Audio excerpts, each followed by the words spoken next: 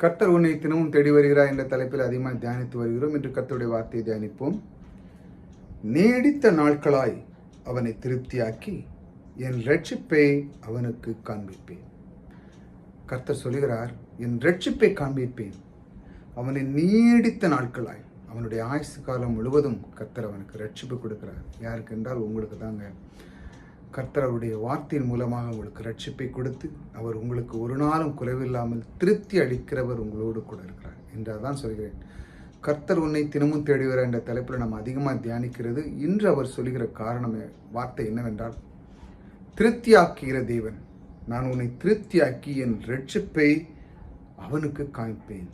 அதாவது உங்களுக்கு, நீங்கள் எங்கு சென்றாலும் அவர் உங்களோடு கூட இருந்து ரட்சிப்பை தருகிறவர் உங்களோடு கூட இருக்கிறார்.